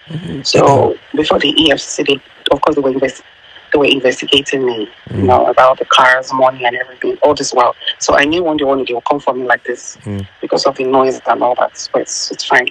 So when they were investigating me, they blocked my account. They froze my account. Obviously, they don't want me to do any transaction on it while they're doing their ongoing investigation. Now, before we continue, the revelation of EFCC in the House of Rep, EFCC said they never froze his account. Now, Bobrisky is saying his account was frozen. Let's continue. So, but I'm so glad that they did not. At first, they added money laundering charges in their charge because of the money they saw in my account and all the money that passed through my account. At least they were able. So they just asked some money, but we're able to beg them and give them some money so they can drop the money laundering charges with us. Now, he said they saw some money in his account and some money that passed through his account. So they investigated him for money laundering. But they begged and they paid the FCC some money and the money laundering charges were dropped. This is another recording entirely. So let's continue anyways. I can't be facing money laundering charges. God forbid. Spraying of money. I know that one. They're looking for something to just hold me. They just eat that. It's not like I'm the only one that sprayed money. Yeah. There are a lot of people spraying money out there. But you want to convince me because of spraying money, and that's quite weird. But me, I'm strong and I'm ready for anything that comes my way because I don't know. No, obviously I knew the OMV, AIDS, the ATAR, Shana Oliam. I knew one day to get to this, And another thing that made me happy was the fact that they did a proper investigation on me. Notice that I am not into money laundering and I'm not into fraud. Yeah. Every money, the car, they came to my house, they carried my car now. They carried my car, they carried everything, because what they thought coming to me, they will see people I do business with. So EFCC went to his house, they carried his cars. While we were out in the House of Rep, EFCC said they did not freeze his account. Now, Bobrisky is saying his account was frozen and EFCC even went to his house to carry his car. Let's continue. This ring lights, bless you, don't be weak. WhatsApp or an email, but it also that they were not able to find any of such. My money is legit. I keep saying this thing, but people don't believe. They think I'm into fraud or I'm into picking money for politicians or whatever. But they run a proper checkup and they couldn't even find any of that on me. All the money I have. This same person that is saying that they saw some money that passed through his account. Do you understand? After saying the truth the first time, like saying don't know, saying don't cast. He concretely tried to correct what he said. So in one breath, you're saying they saw some money in your account that you paid the FCC. In another breath, you're saying, oh, the money that you're having is a legit money. But let's continue anyways. All the money I have are genuine. And the sources are like most of my influencing. Like that day I called, the old man wants to pay me 10,000 pounds. And I think that it's for influencing. So, like people, they don't know how I charge a lot of money for influencing. They don't know, So, but I made them to understand that I charge as far as $100,000 to influence. $100,000 for influencing. $100,000 for influencing. ECFCC will not really invest. Nana, I'm really curious of the amount EFCC saw in this account. You understand? Okay, let's go on.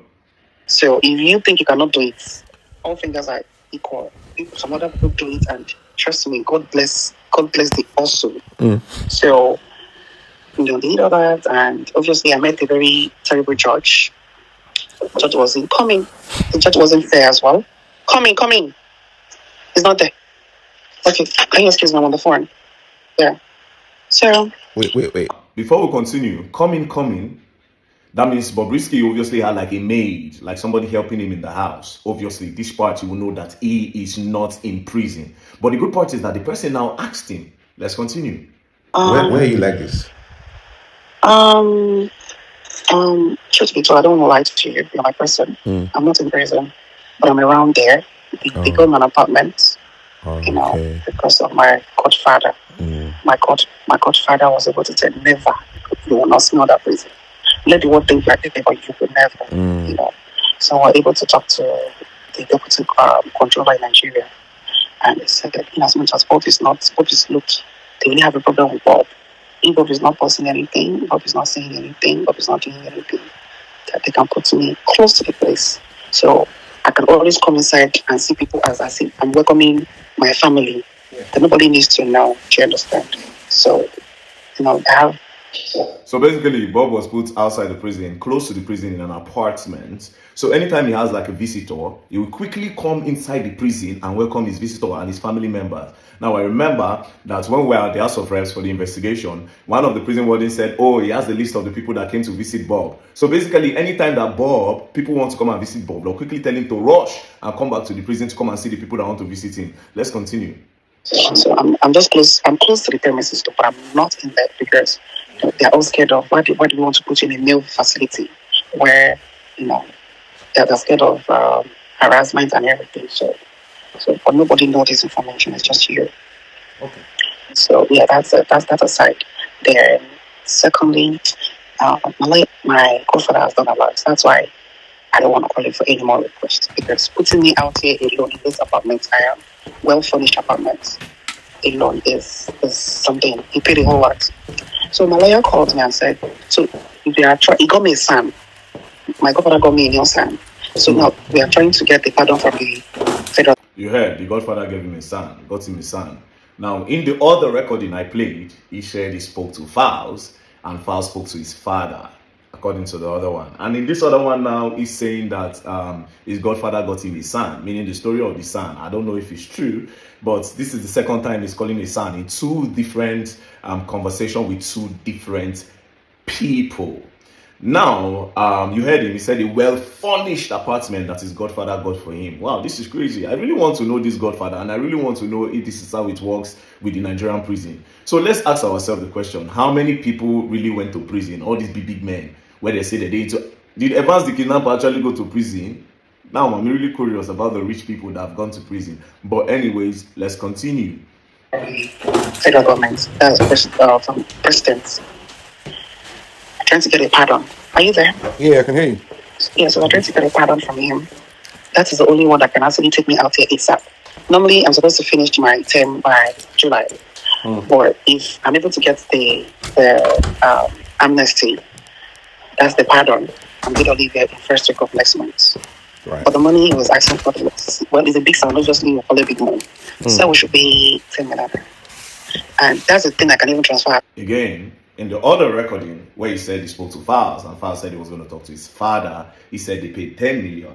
Now again, he's saying that the son collected upfront of 5 million, and the total money the son requested was 10 million naira. However, in this part, he didn't call Fowles, and he didn't talk about the father. In this part, he just talked about a son. Do you understand? But in the other recording, it made mention of a name, you know. Okay, well, anyways, let's continue before I make some innuendos. Even I can't just okay. Yeah. So my godfather gave me 5 million. You know, I feel like he has done well. Say that again, sorry? Since Say that again? Sorry? Say My that. godfather gave me 5 million. Okay. 5 million, yes. So he has done, we've set that one to him these last 2 weeks. So he has submitted the pardon. Alright, so they sent 5 million to the son. The son, since last week, you know, he has submitted for the pardon. The whole money that they agreed was 10 million naira. Now, the first thing he said was, I don't want anybody to know I have a phone. Number two, EFCC froze his accounts. They saw some money, then Bob begged them and paid them some money to drop charges. EFCC carried his cars. He initially said EFCC saw some money and he paid the EFCC. In the same breath, he's saying that it's legit. Okay, now, when he was on this call, someone entered the apartment. That means he has like a housekeeper or a maid. Obviously, he was not in prison. And then he used his mouth to say that he was not in prison because his godfather said never, he is not going to prison. Do you understand? So now, for those of you that want to say, okay, this is AI generated, we need forensics. You understand? We'll take this to any lab so that they can authenticate if the call is true or false. ó dára ká tó mọ bọ́rọ̀ lọ ẹ̀yìn èèyàn wa ọ̀rọ̀ pèsè ọ̀rọ̀ di wọn ọ̀rọ̀ tí wàá di ó ti dé ìkórìtà tí ó ti di wàhálà báyìí. Ta ló sọ pé òun ó pa bàbá Fálànà o? Ta ló sọ wípé òun ò ní jẹ́ ogun omi? Ta ló lóun ó ju ọ́fíìsì bàbá Fálànà nù yín? Bàbá Fálànà ti yarí pátápátá. Bẹ́ẹ̀ náà ni ta ní ń dún kúkú lajà tí ń dún mọ̀húrú mọ́ ọmọ bàbá Fálànà lórí ọ̀rọ̀ yìí. Bí wọ́n bá lọ kọ́ọ̀tì ẹ̀yin ó jó ọ́fíìsì wọn, ẹ̀yin ó pa ni, ẹ̀ pọ̀ ọmọ rẹ̀ ni. Bàbá ti lóun ò ní gbà pé irú kí lélẹ̀ ta ní fọwọ́ lálẹ̀ fún un níbi tó ń bá dé yìí tí Ọlọ́run sọ ẹ̀mí òun di táìmù yìí.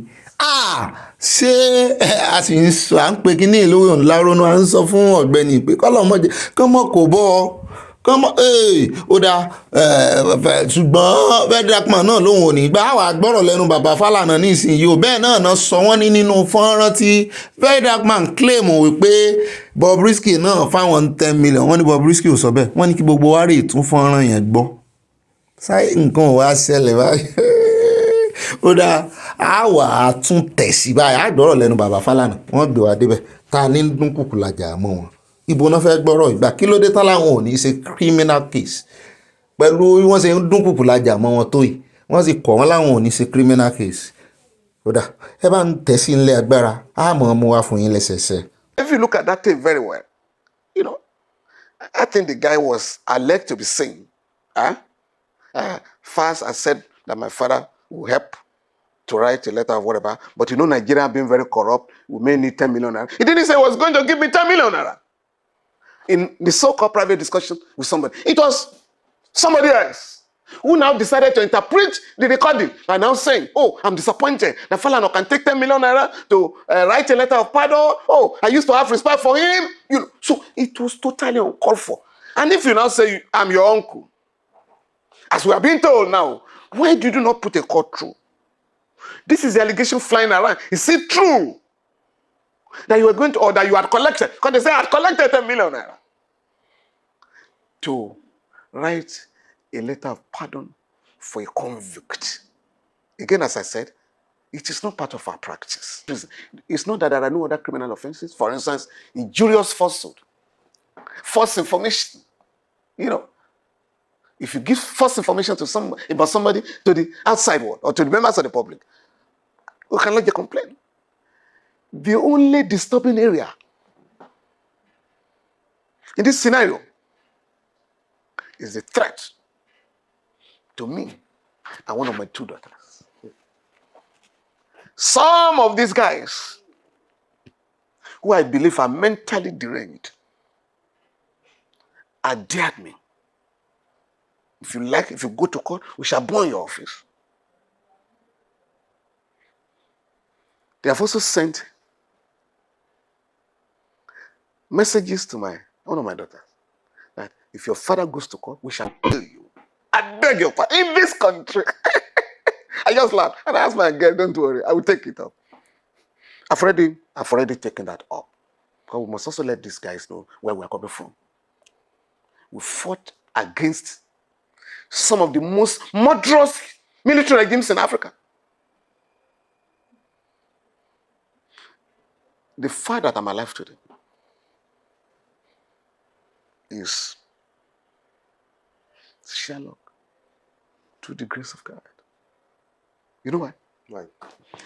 In 1992, the late Chief Ganifa said, the late Dr. Bekon Kuchi and I were detained in Kuje prisons, from where we were charged with treasonable offense. Ǹjẹ́ bobrisky ò wá dáràn báyìí torí ó ń jọ bí ẹni pé ẹni tí wọ́n bá forí ẹ̀ fàgbọ̀n kò ní dúró jẹ́ ń bẹ̀ o ṣùgbọ́n ń yọ̀ ṣẹ̀ṣẹ̀ o kò rán àwọn tí ń sọ̀rọ̀ ẹ̀ kiri o in fact ṣe ló tún fi síta tó ní wọ́n ti tú wèrè lẹ̀ pé káwọn nọ́ọ̀sì wèrè wá mú ìyẹn ń bá wọn ní Verydarkman ń bá wí ṣùgbọ́n mi ò mọ̀ bóyá ò ní ń bá wí. Bẹ́ẹ̀ náà ni bá a ṣe gbọ́ wọn ní newspaper kan gbajúgbajà newspaper kan ní UK wọ́n ní bá a ṣe ń sọ̀rọ̀ yìí wọ́n ní àwòrán bobrisky náà gbé síbẹ̀ wọ́n ní transgender ẹni nǹkan ọkùnrin tó ní nǹkan obìnrin tó lọ ẹ̀wọ̀n tó dé láyọ̀ àtàlàáfíà tó sì tún bọ́ àwọn ará ẹ̀wọ̀n ní 2,500 cows ìyẹn màálùú 2,250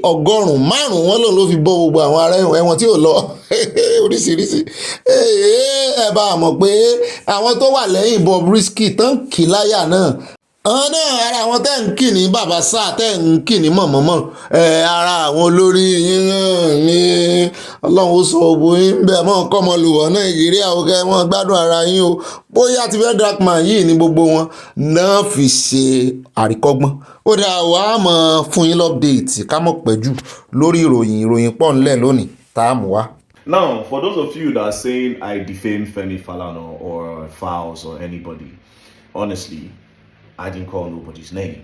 Do you understand? Yeah, their name appeared. It's easy. They should go and do forensics on all this call. Then if at the end of the day, the call is true and Bob actually told people about their involvement and maybe later they are not involved in it, do you understand? Then they can ask Bobrisky that why are you using our name? Why are you spreading lies about us? Do you understand? Because whether or not Verydarkman is the one that posted it, this kind of news is not good if it is false, if it is not true. You don't stay in Uncle Femi be that now. You don't stay in Fowles the bad guy be that now. Because now so all this underground story, one day you will just hear and pull. No be Femi Falana wey collect money from Bobrisky. No be Fowles. You know, they need to clear their name of this thing. Instead of saying you go file a charge against Verydarkman for an innuendo, you need to actually clear your name properly from this mess. This is a mess. Ó dá iná lẹ́tí gbọ́ yẹn bó ti jẹ́ wípé lẹ́yìn ìgbà tí ó jáde síta tó du fọ́nrán yìí ó náà ní Bobrisky fúnra rẹ̀ kò gbójú ara rẹ̀ jáde ṣùgbọ́n ó náà bọ́ sórí ẹ̀rọ Instagram rẹ̀ ló náà bá update ó ní nurse títí ó ní patience yín ó ló tún ti ń rìn ìyẹn ó ń refer sí àwọn èèyàn ṣe sọ wọ́n ní allegedly ó ń refer sí Verydarkman pé ó tún ti gbé mi jáde wọ́n ní òun náà ń ṣe bí ẹni wípé kò tún kan lára wọn ní ṣùgbọ́n iná ń jó lábẹ́ aṣọ wọ́n lóun náà ti gba kámú Verydarkman náà sì ti gba kámú Verydarkman sì rèé nínú body language ẹ̀ mi ò mẹ́ni tó sóògùn làyà fún ọmọkùnrin yìí o ṣùgbọ́n àwọn ń tá a fẹ́ rèé ẹ rí i pé bọ́lọ́run bá fẹ́ lóòyàn ọlọ́run ó wà lẹ́yìn ẹ̀ débi wípé kò sí nǹkan kan téèyàn kankan fi yàn kankan sí yóò tún tu àwọn alágbára sí lẹ́yìn báyìí ni àwọn alágbára ó rò pé àwọn ń lò ó láti fi wọlé ọ̀tá àwọn wọn ní mọ̀ pé ìdájọ́ ti dé lórí gbogbo àwọn alápátá àwọn ẹbí Abíọ́lá tó ń jà sógun kán rè yanjú ara wọn ẹ̀yin tẹ̀sí ń bi mí pé ṣé kùkùté wà lára àwọn ìyàwó tán lè sì sínú kínní èmi ò rò ó kọ́ kùkùté ń bẹ́ o àbí tó bá yẹ pé kùkùté kọ́ náà kọ́ ọbẹ̀ nínú àwọn ìyàwó mẹ́rin tán náà fi ogún lẹ̀ fún n ò rò ó kọ́ ìyàwó kùkùté ń bẹ́ o. ó dà ẹ̀yin èèyàn wa ẹjẹ́ àbọ̀dì sínú ìròyìn tí ọmọ kàn báyìí ẹjẹ́ àlọ́ tààràtààrà sí ọ̀rọ̀ ti ìyá Mohbad àti ọ̀rẹ́ Mohbad tí gbogbo ayé mọ̀ sí Prime Boy. Kí ló dé tí Prime Boy gbé ìyá Mohbad lọ ilé ẹjọ́? Kí ló fà á tó jẹ́ wípé wọ́n sì ń wá justice lọ́wọ́ táàtì ẹ̀ tí ìmojú táàmọ̀ kìíní táàtì ẹ̀ tí ìmorí ẹ̀ táàmọ̀ díẹ̀. Wọ́n ní ọ̀kan pàtàkì nínú àwọn ọ̀rẹ́ olóògbé ìlérí olúwa tọ́rọ̀ ìkàn ìyẹn ìlérí olúwa Mohbad alọ́ba Ibrahim Owódùn ní táwọn èèyàn mọ̀ sí Prime Boy ti lérí láti pe ìyá Mohbad lẹ́jọ́ báyìí o nítorí ẹ̀sùn ìbanilórúkọjẹ́ tó fi kan ìyá náà nínú àtẹ̀jáde kan tí agbẹjọ́rò tó ń sojú fún Prime Boy Akínpẹ̀lú Ògúnbọ́nà fi síta tí wọ́n sì ti fẹ̀sùn ìbanilórúkọjẹ́ kan Abọ́sẹ̀dé Adéyẹmọ alọ́ba ìyá Mohbad ta ni ó bá ìyá Mohbad ṣẹjọ́ ní ìsìn tó wà sí bàbá Mohbad ògiri àbí wọ́n gbọ́pọ́n ti ń gírì díẹ̀díẹ̀ àbí mo gbọ́pọ́n ti ń gírì díẹ̀díẹ̀ tó sì jẹ́ wípé Wùmí tọ́jọ́ tó pọ̀ tẹ́lẹ̀ àárín wọn ti túká. Wọ́n ní lẹ́tà náà ṣàlàyé pé ìyá Mohbad ṣe ìfọ̀rọ̀wánilẹ́nuwò kan lórí ayélujára níbẹ̀ ló ti sọ pé gbogbo ìgbà ní Prime Boy máa ń bá Mohbad jà nígbà tí olóògbé wà láyé. Prime Boy wá ń béèrè ẹ̀rí ó ní kó mú fọ́nrán ibi tóun ti bàjà àwọn tó lóun bá a jà bó bá sì ṣe àbúrò Mohbad àdúrà náà ló sọ bẹ́ẹ̀ fún ìyá rẹ̀ pé kán mú ẹ̀rí jáde o. Wọ́n ní ìyá Mohbad tún sọ nínú ìfọ̀rọ̀wérọ̀ náà pé gbogbo ìgbà ní Prime Boy máa ń ro ẹjọ́ pé Mohbad gbàgbé òun lẹ́yìn tó ti di olókìkí tán. Ó sọ pé oníbàárà mi máa ń fi gbogbo ìgbà bá Mohbad jà látìgbà tí òkìkí rẹ̀ ti búyọ. Bákan náà ló tún sọ pé àwọn kan gba oníbàárà wa lámọ̀ràn pé kó tètè sá lọ lẹ́yìn ikú Mohbad. Bá a fura sí wípé òun ló ṣekú pa á.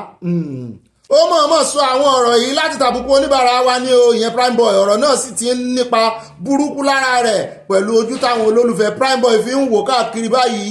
Bẹ́ẹ̀ mo mọ̀ pé akọrin tí ògo rẹ̀ ti búyọ ni Primeboy. Ìwé ẹjọ́ náà ló gùn gbọ̀nàgbọ̀nà yóò láti ilé ìwé ìpẹ̀jọ́ iléeṣẹ́ àwọn agbẹjọ́rò Alexim Law Associate ta ni ó gbárùkù ti ya Mohbad báyìí.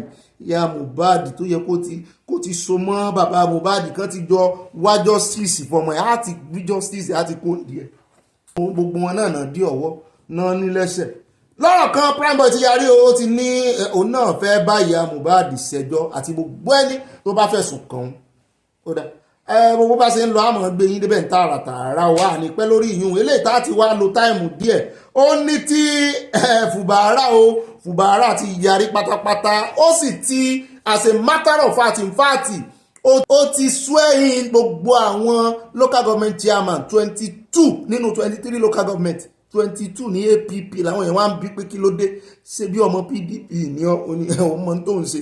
Ẹ rántí òfin tí ilé ẹjọ́ gíga tó ga jù ìyẹn Supreme tí wọ́n gbé jáde tí ààrẹ Tinubu buwọ́lù lórí ọ̀rọ̀ local government tó sọ wípé láàrin 90 days wọ́n gbọ́dọ̀ dìbò kí wọ́n yan alága àbílẹ̀ wípé kò gbọ́dọ̀ sí tó ń jẹ́ kí á tẹ̀ka mọ́ ní gbogbo local government. Láì jẹ́ bẹ́ẹ̀ gbogbo local government tó bá ń mú ìwé kí á tẹ̀ka tó wá ń fi represent local government ní federal tó ń retí allocation wọ́n ní kò ní rí ṣìgbáyìn sì kéré sí sísì wọ́n ní kò tiẹ̀ ní rí ṣìgbáyìn débi pé yóò rí sísì. Lọ́rọ̀ kan o wọ́n ní tó fà òfin yìí ní Fubara fúnra rẹ̀ ló yá ahọ́n rí mọ́ pé òun ti rí ọ̀nà àbáyọ wípé ṣé bí àwọn PDP tó ń gbójúlé wọ́n ní ẹni agbójú okùnlé ò jayọ́ agbá ó ní wọ́n já òun kulẹ̀ wọ́n da òun wọ́n kọ̀yìn sóhun òun ó wàá lo òfin láti fi wélé wọn. Wọ́n láwọn òdìbò táwọn gbogbo ẹ̀ náà lájọ rí lánàá ṣùgbọ́n ẹ̀yìn ọ̀rẹ́yìn ọlọ́pàá láwọn ò ní pèsè ààbò wá ń jọ bí ẹni pé IGP ọ̀gá ọlọ́pàá wọ́n ti kó bọ́ọ̀bọ́ síra wọn lọ́wọ́ nítorí tó fi sọ tó àgbékalẹ̀ òfin tó gbé iléeṣẹ́ ọlọ́pàá kalẹ̀ nǹkan yọkan ló fi gbé wọn kalẹ̀ ààbò fún ìlú. Ilé ẹjọ́ wo ni ó wá lè dájọ́ nítorí pé ilé ẹjọ́ gíga kan ti dájọ́ wípé kán mọ́ rè é dáàbò bo àwọn tó ń dìbò wọ́n sì dìbò nírọ̀wọ́rọ̀sẹ̀ wọ́n wá àwọn bọ́ìsì tiwọn tán dáàbò bo àwọn èèyàn bó tiẹ̀ jẹ́ pé bá a yé ń sọ̀rọ̀ lọ́wọ́lọ́wọ́ yìí wọ́n ń jó àwọn local government wọ́n sì ń fẹ̀sùn kan àwọn èèyàn Wike ó wá ń jọ bí ẹni pé gbogbo structure tí Wike ti nílẹ̀ wọ́n ti wá bàjẹ́ ó wá ń jọ bí ẹni pé alágbára míì ó ti gorí àlééfà ní Rivers State ó wá ń dàbí ẹni wípé Rivers gba òmìnira ó dá dúró kò sọ́lọ́pàá wọ́n fẹ́ wọlé ẹ̀ kò gbà kan wọlé òun ó sì ti mọ̀ wípé wọ́n bá gbóhùn láàyè kó ń dìbò fún àwọn local government ó ti mọ̀ wípé wọ́n ní san local ó ti mọ̀ pé wọ́n ní san allocation fóun bá allocation ò bá sì ti wá sí gbogbo local government tó jẹ́ pé allocation state lòun gbà bóun lòun ṣe fẹ́ rí ìjọba ṣe àti wípé ilé ẹjọ́ Supreme tó ti dájọ́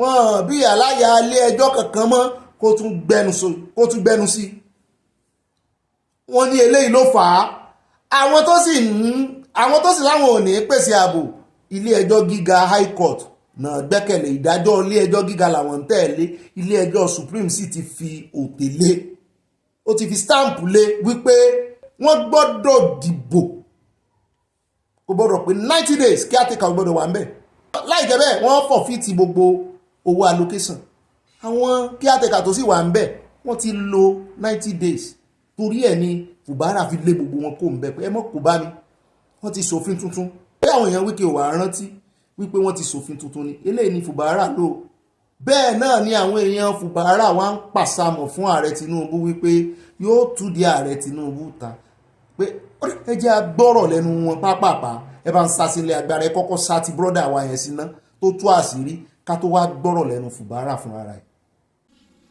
Also, it's very important that I give this advice. This is an advice.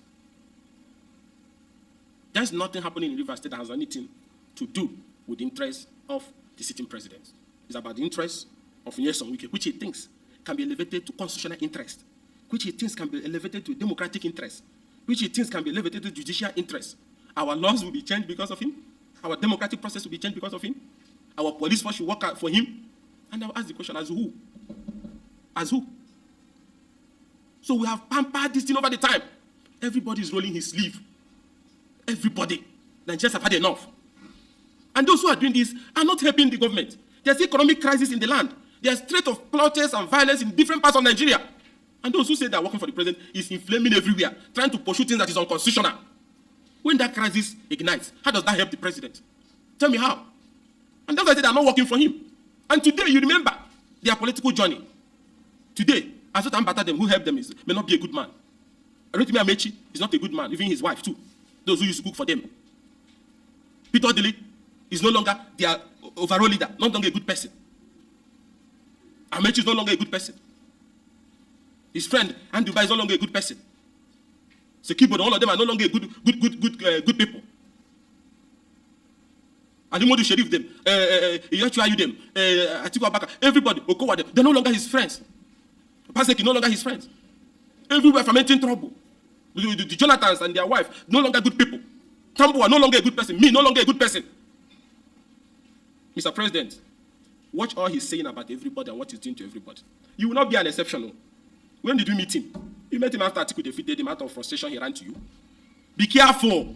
Because when he will tell us your own story, just be very careful. Protect yourself while you are using him for what he's doing. Even though I know you are very smart, that what he's doing it because he wants rivers. Not for you. But be careful. For your own good. Because he wants to tell your own story based on what he's seeing now. Look at everybody from beginning to the end. He has one negative story about them. I even had today, even his friend, Adoko, is no longer with him. Despite what Adoko did for him. So let his personal interest be separated from your government. Because Rivers people will defend their government and their right to constitutionalism. No apologies about that. That's why they are on the street now as I speak to defend it. And those opposition coalition who are all of us want Nigeria to move through this trying moment.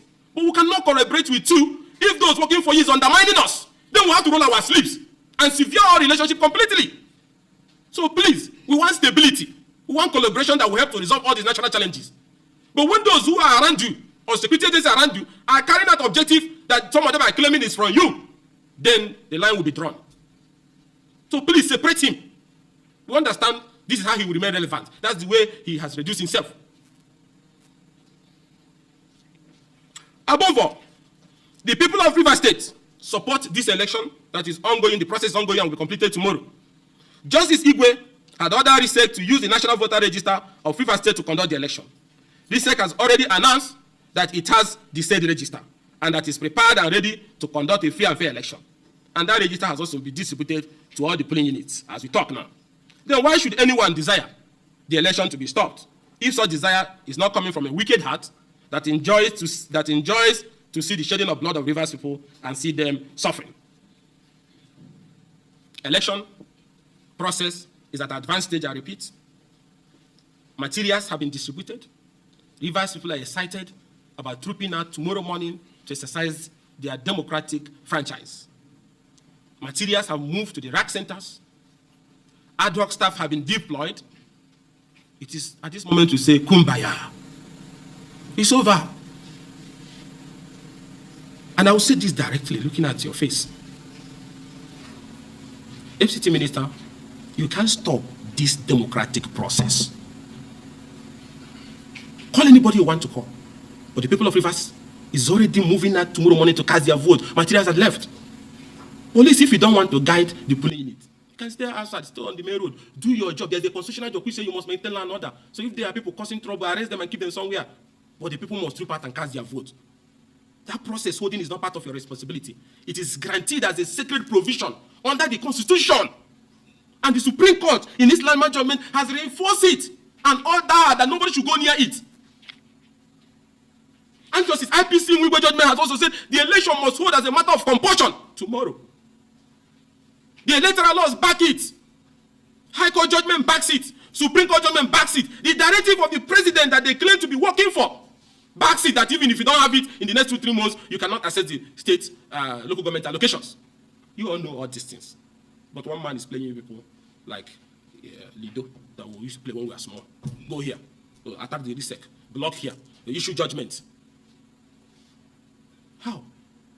What is Nigeria? Nigeria of Azikiwe, Tafa Belowa, and Wolowo them. If they are around, they're hearing all this. What is this noise we're hearing?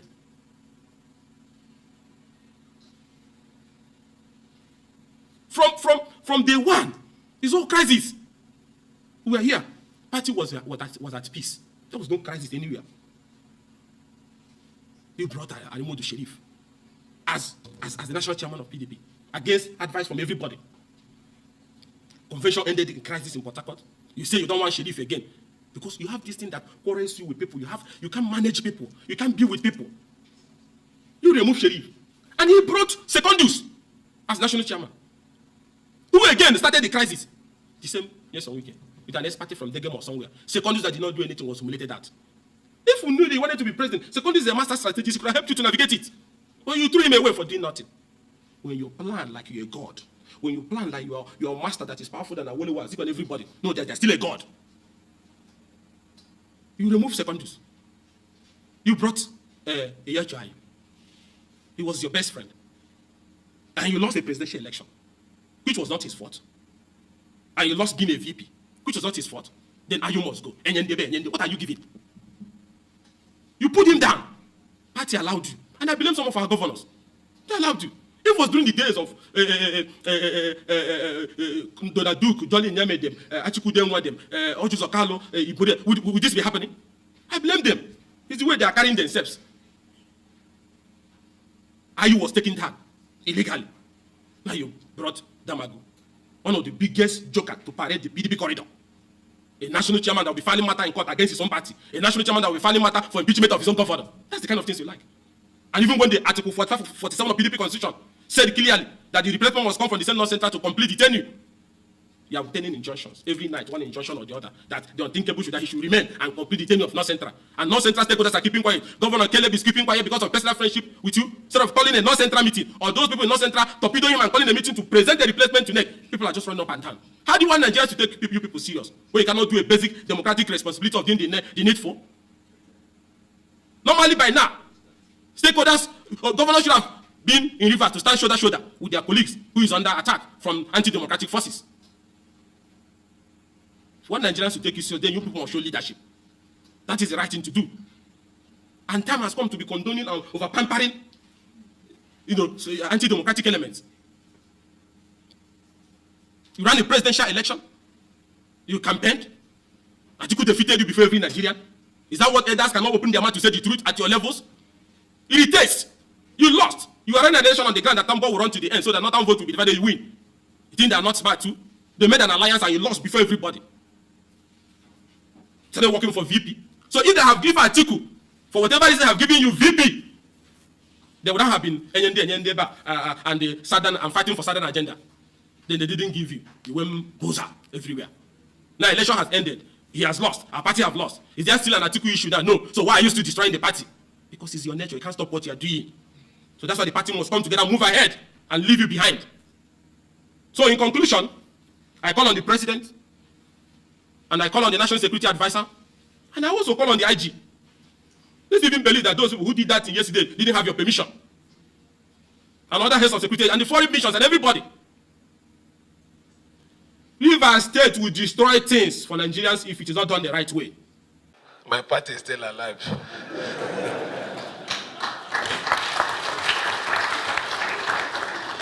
Like I said, honestly speaking, I'm really overwhelmed.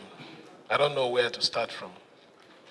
But first, I will give God Almighty all the glory, because without Him and only Him, we won't be here.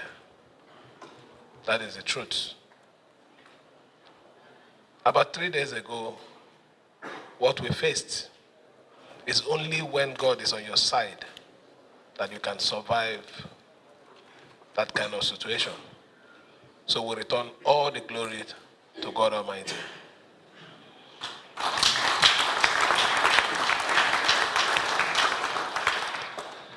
Let me also appreciate the President of the Federal Republic of Nigeria. And that is the truth. The President, without his support I also believe strongly, and every one of you will also agree with me, that we won't be here.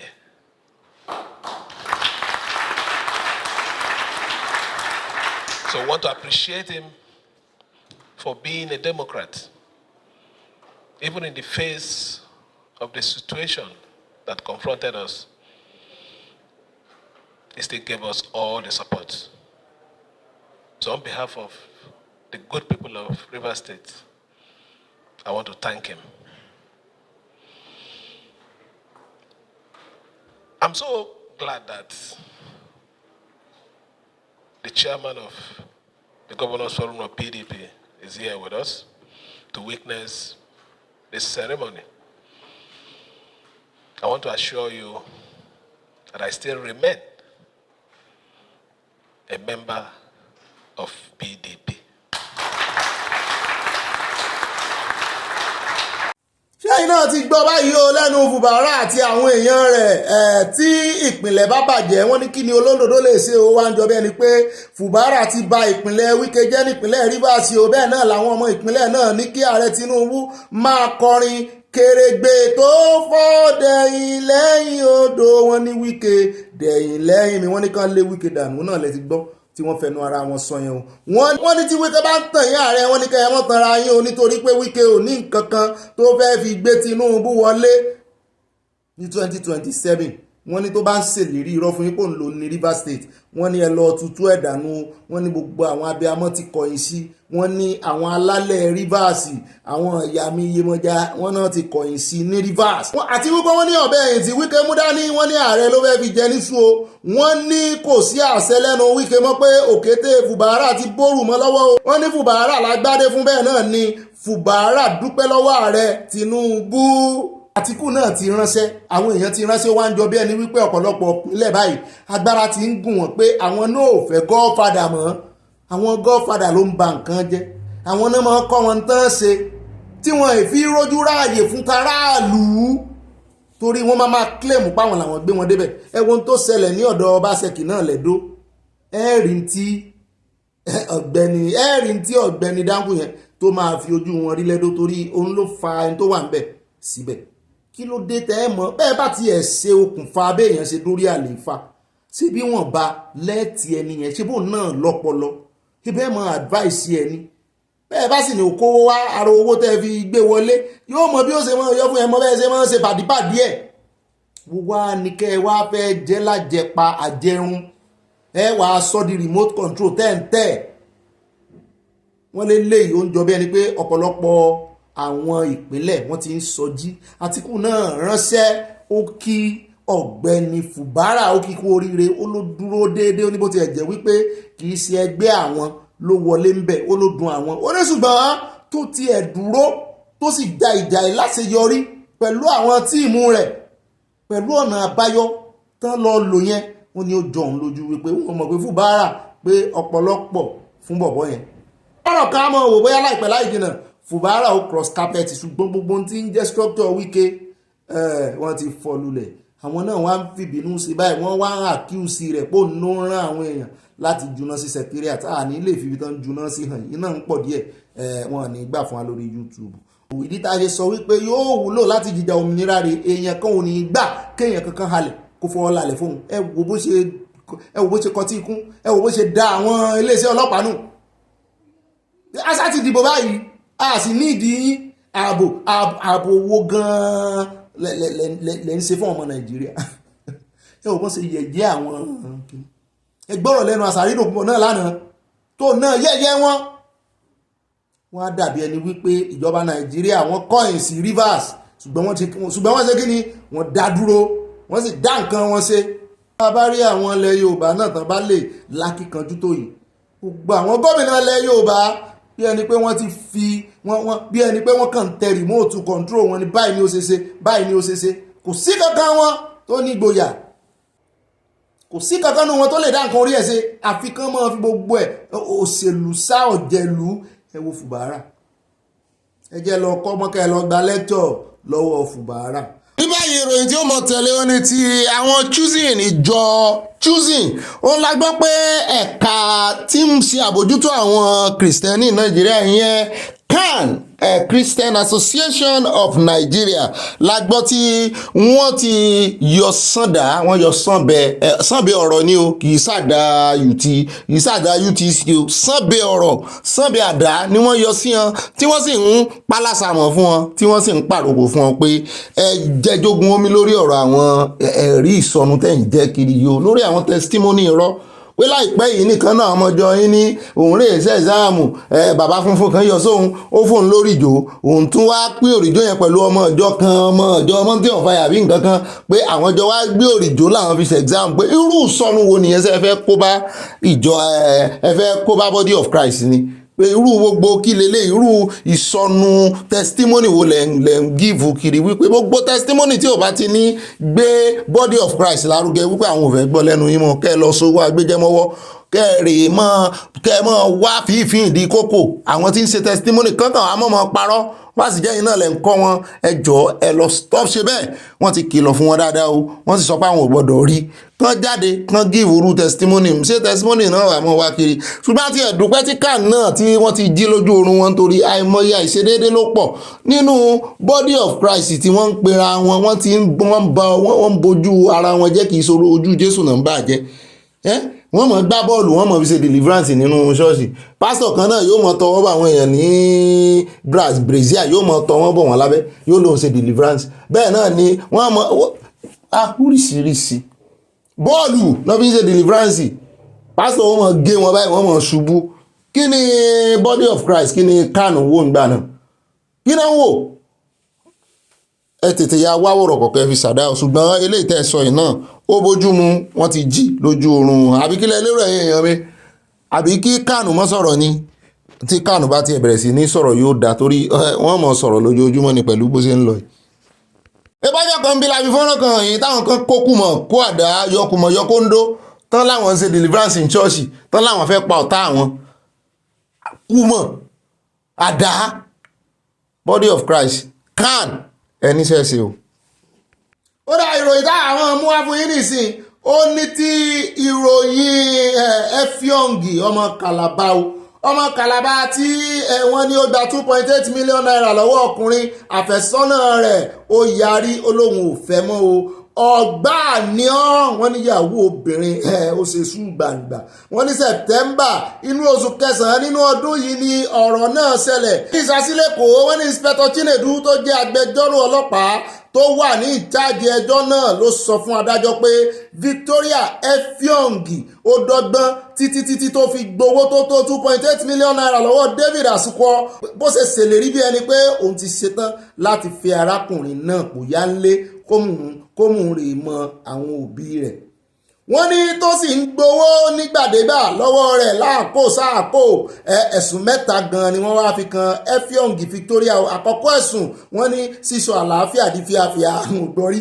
ẹlẹ́ẹ̀kejì wọ́n ní ẹ̀sùn fífi ọ̀bẹ ẹ̀yìn jẹ Asukwo níṣu wọ́n ní ó ń gbà kan sásúsẹ́wà àwọn níta kò sì gbà fún ẹni tí ń gbowó lọ́wọ́ rẹ̀ láti tu nírò láti tu lásán wò wọ́n ní ẹ̀sùn ẹlẹ́ẹ̀kẹta tó fi kàn ní gbígba owó lọ́nà dídọ́gbọ́n bíi àfẹ́sọ́nà tó ń múra fún ìgbéyàwó pẹ̀lú Asukwo wọ́n ní ó gba iPhone tó wọ́ ti 240,000 lọ́wọ́ Asukwo wọ́n ní àwọn aṣọ olówó iyebíye àwọn aago ọwọ́ ń kọ́ àwọn bàtà àti báàgì tí gbogbo owó rẹ̀ jẹ́ 350,000 naira owó káàṣì náà tó jẹ́ 810,000 naira bẹ́ẹ̀ náà ni wọ́n ní ó ń gba 4,000 owó oúnjẹ ojoojúmọ́ nínú èmi lọ́kàn economy wọ́n ń gba 4,000 owó oúnjẹ ojoojúmọ́ owó òjò fún oṣù méje gbogbo ẹ̀ amount to 868,000 wọ́n ní 309 owó shopping bọ̀bọ́ yìí máa gọ̀ díẹ̀ o àwọn èèyàn ló sọ bẹ́ẹ̀ o